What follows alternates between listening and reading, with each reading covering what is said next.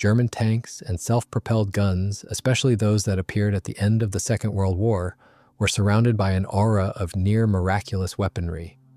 Reading what is usually written about them, one might think that Germany lost the war almost by accident. This is particularly true of the so-called menagerie, the Tigers, Panthers, and other heavy machines. Indeed, by 1943, German tank production had reached its peak in terms of superiority. They made an impressive leap forward, producing the best heavy and medium tanks of that time. Yet it was precisely in the second half of 1943 that the German army began losing on the Eastern Front. A year later, the situation had turned decisively against the German tank industry. Moreover, the problems were systemic. Although Germany formally held second place in the unofficial race of tank-building nations, it had no promising future, neither in tank design nor in armaments. Like other tank-producing countries, Germany entered the Second World War in a difficult position. From a distance, it might seem that the Germans had a logical and consistent tank lineup, but only if one ignores the internal conflicts that raged both before and during the war. It is enough to say that the second Panzerkampfwagen, the most mass-produced German tank at the start of the war among those armed with something stronger than a machine gun, came about almost by accident. The previous model failed to fit either a 20mm automatic cannon or a radio operator. As a result, a completely different tank was built, and the suspension that was forced upon the MAN company initially proved unsuccessful. From the AUSF.C modification onward, the tank was equipped with an improved chassis featuring an individual spring suspension.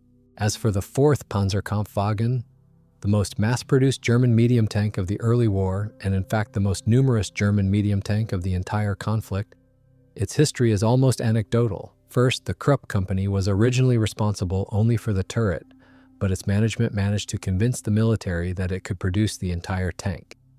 Second, Krupp's design turned out to be one of the very few German tanks that actually met the weight requirements. Third, the 6th Department of the Armament Directorate, specifically Heinrich Kniepkamp, tried to impose a torsion bar suspension on the tank. It was even built and tested on the second version, but the results were far from impressive. After that, Krupp became a staunch opponent of that suspension type. Fourth, the first attempt to discontinue the 4th Panzerkampfwagen occurred even before the war. In the spring of 1938, Kniepkamp proposed halting its production and instead building a support tank based on another model. The idea seemed reasonable since Germany ended up with 2 medium tanks of similar characteristics but different designs. However, the new model turned out to be raw and unreliable, so Krupp successfully defended its project. Had Kniepkamp won, the German army might have had by September 1, 1939, at best, about 100 medium tanks in total. What was happening with tank design in the Third Reich brings to mind the famous fable of the swan, the pike, and the crab. The swan's role was played by the German tank forces, ordering new machines from the Armament office. The crab was represented by the 6th Department of the Armament Directorate, which determined what kind of chassis the tanks would use. Since 1936, this department had been monopolized by the already mentioned Heinrich Kniepkamp, who had been exerting significant influence on German tank design for a decade. For example, the borrowed British-style layout with a front-mounted transmission and drive wheels was his idea. Finally, the role of the pike was performed by German industrial giants such as Daimler-Benz and Krupp, who often had their own opinions about the design of requested tanks and were not shy about telling Kniepkamp exactly what they thought of his concepts. In 1939, another pike was added, the Tank Commission, initially headed by Ferdinand Porsche. To fully grasp this chaos, we must consider one more crucial point. After 1936, when Kniepkamp took control of tank chassis development, the idea emerged to create high-speed combat vehicles based on similar designs. As inspiration for his concepts, Kniepkamp used half-track tractors, rather successful vehicles with an original structure. Their torsion bar suspension, in fact, had been developed by Porsche and tested on the Swedish light tank Landsverk L60. Kniepkamp believed that light and medium tanks should reach a top speed between 37 and 43 miles per hour, while also incorporating several technical solutions borrowed from those same half-tracks.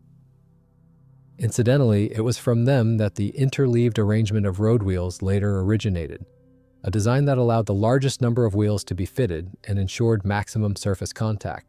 The subtlety of the situation lay in the fact that these fast tanks were Niekamp's personal initiative. Why all this was necessary, he could not clearly explain during interrogation after the war. The customers, judging by everything, viewed his ideas without much enthusiasm. A speed of about 25 miles per hour suited them perfectly well. Moreover, slow-moving machines were sometimes far more desirable. Colonel General Walter von Brauchitsch, who on February 4, 1938, was appointed Commander-in-Chief of the Wehrmacht's ground forces, demanded fundamentally different tanks in November that same year. Breakthrough vehicles weighing from 18 to 65 tons. Some of them were even built and used in combat, though without notable success. The situation that developed had entirely logical consequences. The ambition to obtain a super-fast tank led to the fact that its serial production began only at the end of 1938. At that point, a host of problems appeared with the running gear. The tank could reach nearly 43 miles per hour, but not for long. There were also numerous issues with the semi-automatic Maybach Variarex transmission. The result of all this was a truly monumental failure of the production program for the third model. Instead of almost 3,000 tanks expected by the end of 1940, only 286 were delivered in 1939 and 862 in 1940. In other words, the German army received nearly 2.5 times fewer main battle tanks than planned. A similar situation occurred with light tanks. The new modification of the light tank never replaced the previous version. Moreover, the chassis of the old model remained in production, considering self-propelled guns on the same base, all the way up to 1944. The next series of high-speed light tanks designed under Niekamp's concept met roughly the same fate. Small runs of 30 to 50 vehicles, at most 100. How Niekamp managed to remain untouchable through all this remains a mystery. It was a great stroke of luck for the German army that in other countries, especially in France and Britain, the chaos in tank design was even greater. If we look at what the German tank industry had achieved by the beginning of the war, it becomes clear why the situation grew so critical by its end. When the Germans attempted to replace their medium third and fourth model tanks, a new medium tank appeared, the one that would later evolve into the Panther. On paper, it seemed an excellent machine, the best medium tank of the war's second half. But in reality, it had many flaws. First, the tank was designed with an intended weight of around 77,000 pounds, but the production model weighed almost 99,000 pounds. Because of this, it entered service with no reserve for further improvement. Second, in practice it replaced only the third model, not the fourth. The fourth model unexpectedly proved to have much greater potential for modernization, both in armament and in armor. As a result, the Germans again ended up with two medium tanks performing nearly identical roles. Third, the launch into mass production progressed with great difficulty. In fact, large-scale manufacturing only truly began in the summer of 1943. Fourth, despite nominally superior characteristics within its class, the tank possessed a host of inherent flaws, many of which were simply impossible to fix. Among them was the Maybach engine, which had 4 carburetors and could never be brought to an acceptable level of reliability. The side transmissions also caused constant problems. Finally, the suspension system, as already mentioned, was overloaded. This is why experiments were carried out with the installation of road wheels with internal shock absorption. They were even produced in series, but it was never possible to switch to them completely. An equally peculiar situation developed with the fourth model of the tank. From the standpoint of modernization, this vehicle had more potential than the third model, but by the fall of 1942, it had reached the limits of its suspension's lifespan. One might wonder, why not replace the running gear with a more powerful one? The possibility existed thanks to the design of the blocked suspension system. Faced with similar problems, the Americans managed to perform such a trick with their Sherman, and it worked. They gained several more tons of weight reserve. Yet every attempt to modernize the tank met fierce resistance. At first, engineer Niekamp successfully buried one modernization project, and then, in February 1943, the same happened with another improved version of the fourth model. In this case, the Tank Commission opposed it, deciding that transitioning to a combat vehicle weighing about 59,500 pounds with improved hull armor and widened 22-inch tracks would disrupt the ongoing production of the fourth model. Such decisions occurred repeatedly, and as a result, the most mass-produced tank of the German army turned out to be a machine whose first order had been placed unbelievably, back in December 1936. This speaks not only to the fact that the tank developed by the Krupp concern proved successful, but also to the deep crisis of German tank building. Miracles do not happen, and even a very successful platform cannot be exploited indefinitely. Consequently, when the USSR introduced the T-34-85 and the United States deployed the new Sherman with a 76mm gun, the Germans were unable to carry out a comparable modernization. Moreover, the most common version of the fourth model tank lacked a turret rotation motor altogether, while suffering from blind spots along its flanks. The situation with heavy tanks was just as grim. Despite all the advantages of the Tiger, it too had its weaknesses. Above all, the lack of modernization potential. Even fitting a more powerful gun into the turret proved impossible. Meanwhile, the problem of overloaded chassis became a constant issue for the Germans during the war. Most tanks and self-propelled guns of the war's second half suffered from this, including the King Tiger.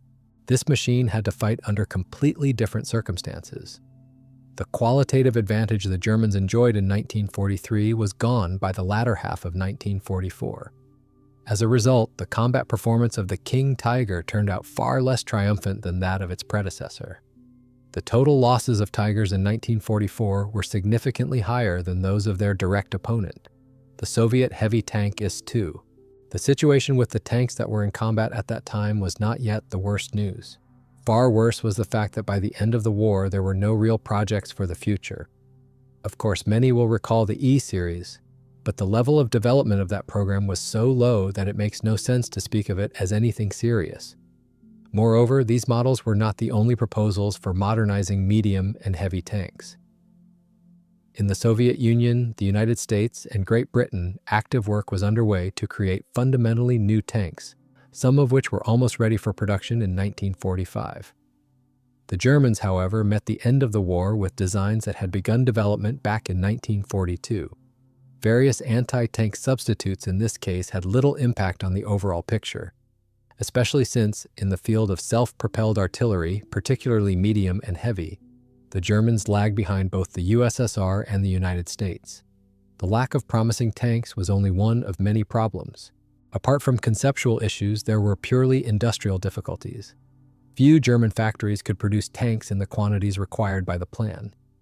If someone thinks that only the Soviet Union aimed to produce up to 1,000 tanks per month or more, they are very mistaken.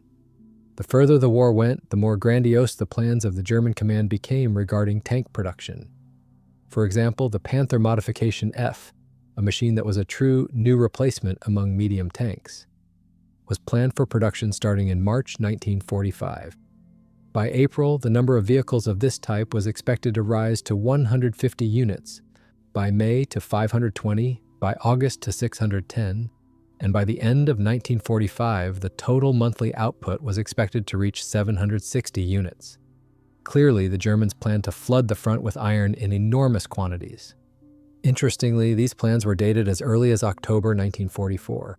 One can also recall the Jagdpanzer 38 tank destroyer, whose total production was expected to reach 1,000 units per month, 500 at one plant and 500 at another. In reality, even combined, these two factories never produced more than 500 vehicles per month. In fact, only two German factories could truly be considered leaders in production. One was the Alket plant, which by the end of 1944 managed to exceed the mark of 300 assault guns per month, and the other was the Nibelungenwerk plant, which from June to August 1944 produced 300 Panzer IV tanks each month. Incidentally, Nibelungenwerk was actually an Austrian plant built with funding from the Steyr Company. Moreover, from June 1944 onward, Nibelungenwerk was the only factory producing the Panzer IV. In general, Austrian manufacturers sometimes prove themselves a more rational force than their German counterparts. In essence, the rules of a war of attrition are universal, and the principle of "we need more iron" is the same for everyone. Both the Red Army and the American Army, as well as the German one, tried to overwhelm the battlefield with metal.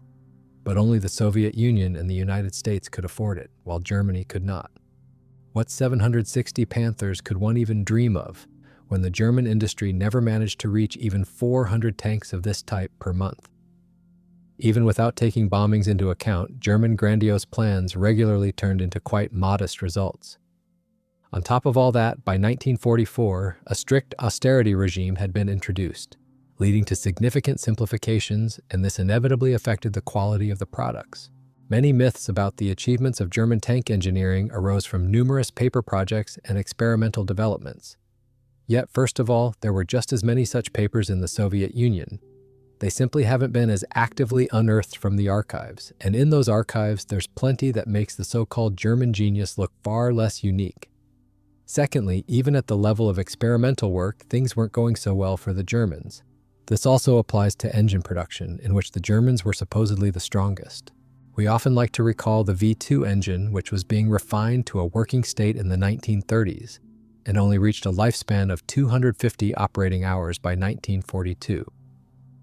But if we take a closer look at the Germans, we'll see some rather unpleasant things for them. If everything was so good, why did the German tank industry end the war with the Maybach engine that had entered serial production back in 1938? And with another Maybach, which had been under development since 1937, but never had its reliability problems solved?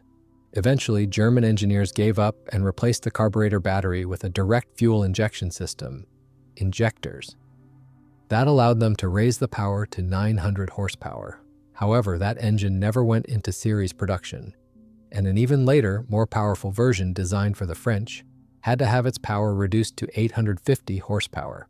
It's also worth mentioning the topic of diesel engines. It's often claimed that all German diesel fuel supposedly went to the Navy, but that's not true. It's enough to remember the roughly 180,000 diesel trucks in Germany.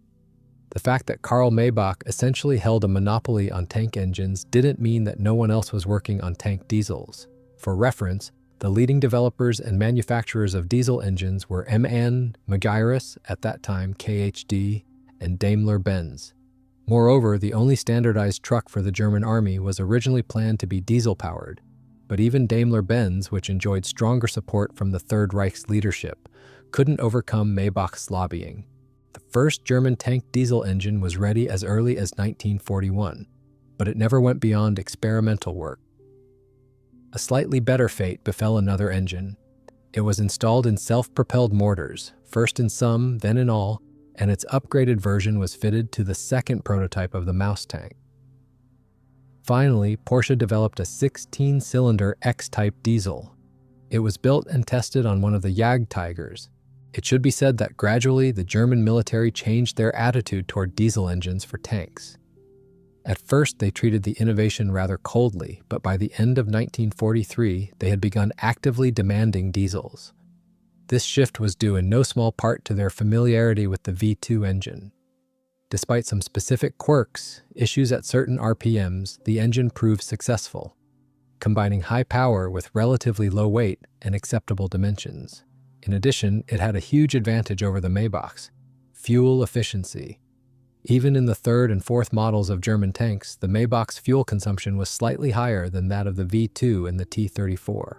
As a result, with a fuel tank capacity of 121 gallons, the T-34 had a highway range of 186 miles, while the fourth German tank model with 124 gallons had 130 miles, and the third model with 85 gallons had 96 miles.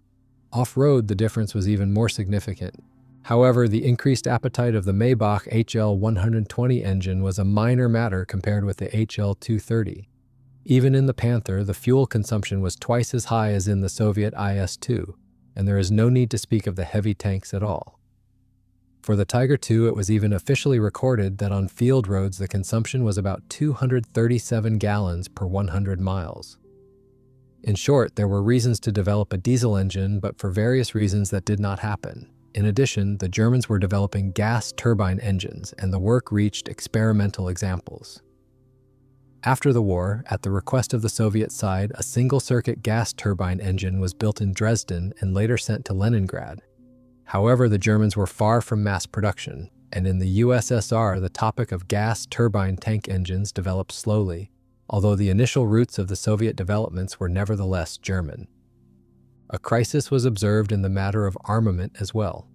In memoirs, German military men and industrialists often like to write something like, "Hitler was an idiot." but it was Hitler who forced the stagnant German tank armament program to stir. To understand the situation, recall that the question of creating a long-barreled 75mm tank gun was raised as early as October of 1935.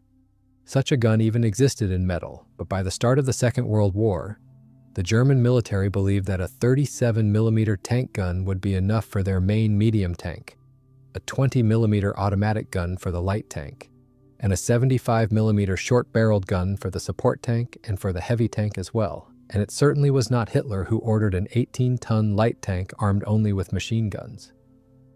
There is a famous comic story when the installation of a 75mm short-barreled gun on a Swedish tank was justified by the need to comply with the dimensions for public roads. So, the prospective German 50mm tank gun was shortened to a length of 42 calibers so that it would not protrude beyond the vehicle dimensions. It was Hitler who in 1941 insisted that the 50mm gun be returned to a barrel length of 60 calibers. He also forced the development of a number of other guns, including the future 88mm gun with a barrel length of 71 calibers. And the famous 88mm gun with a length of 56 calibers was also partly Hitler's idea. Before that, the 6th Division of the Armaments Department believed that the heavy tank needed either a 75mm gun with a barrel length of 24 calibers or a 105mm gun with a barrel length of 28 calibers. Thus, the natural question arises, who in this whole story is the fool? Moreover, from the end of 1942, the general impression about the development of prospective tank guns can be summed up like this. Without the Führer's pressure, nothing moved. Lovers of alternative history may draw all sorts of guns as much as they like, but in essence, no real systems were being designed by the Germans in 1944 to 1945. Only in the autumn of 1944 did the Krupp Company work on the idea of installing a 105mm gun in the turret of the Tiger II, a gun that had been developed back in 1942 for the initial project of the Super Heavy Mouse. An obvious question arises. Where should these guns even be installed? If we look at the German tank turrets from above, up to, and including the year 1942, most of them have a horseshoe shape. These turrets were designed mostly by the same companies, Krupp and Daimler-Benz, which simply transferred the same ideas from one tank to another. That is why the turrets of the Panzer and Tiger tanks look like horseshoes from above. Against this background, the turret of the Panther stands out, but this can be easily explained. The turret was developed by Rheinmetall, and its predecessor was originally intended for the heavy tank, VK 45.01H. Still, the overall concept remained the same with only one difference. The commander's position was shifted to the side. This approach showed its flaws at the end of May 1941, when it turned out that Krupp's turret for the Porsche Type 100 tank simply could not fit a gun of 3.5 inches caliber with a barrel length of 71 calibers. And it would be fine if it had happened only once. But no, it happened again and again on various tanks. And even if the gun did fit, the turret ended up unbalanced. The Germans learned that a tank could have a rear bustle on the turret only in the autumn of 1941. A commission led by Porsche and by Sebastian Fichtner, the head of the 6th Department of the Armaments Directorate, inspected Katakov's tanks near Emtsensk and drew certain conclusions. As a result, the first Krupp turrets for the VK 45.02P and VK 45.02H tanks turned out to look indecently similar to the T-34 turret. Even the turret of the gigantic Maus tank still had some family resemblance to the T-34. The turret designers were simply too conservative. Finally, it is worth once again mentioning the truly puzzling actions of German engineers when it came to observation devices. In the post-Soviet space, people love to talk about Zeiss optics, confusing sighting devices with observation instruments. Yet, in terms of observation instruments, the Germans indeed surpassed the Soviet forces, but with some nuances. For example, triplex glass viewports in observation hatches appeared among the Germans only in 1938, after the fighting in Spain. The gradual disappearance of observation hatches is also clear. They were vulnerable points since even ordinary rifle bullets could sometimes shatter them. But for some reason, in other countries, the observation slits and hatches were replaced with periscopic devices providing an all-around view, such as the Mk4 model. Not so for the Germans. The loader was either left without any observation devices at all or given a periscope looking forward or forward right. What exactly prevented them from installing a panoramic viewing device remains an open question. Only the commander could look around, and when only 2 eyes instead of 6 were watching the surroundings, the chance of receiving a shell in the side increased sharply. In other words, the Germans stepped on the same rake that Soviet tankers had experienced during 1941 to 1943. While some corrected their mistakes, others were just beginning to make them. From all that has been said, it does not follow at all that the Germans had bad tanks. Until the very end of the war, the German armored forces remained a very formidable power. The real issue is that from a certain moment on, German tank design clearly went in the wrong direction. This concerned engines, optics, and armament alike. Against this background, the desire of some alternate history enthusiasts to extend the war a little longer causes only a sad smile. The defeat would simply have been louder, because in real life, the summer of 1945 marked the beginning of the mass deployment of a whole range of new military equipment models by Germany's main opponents, first and foremost the Soviet Union.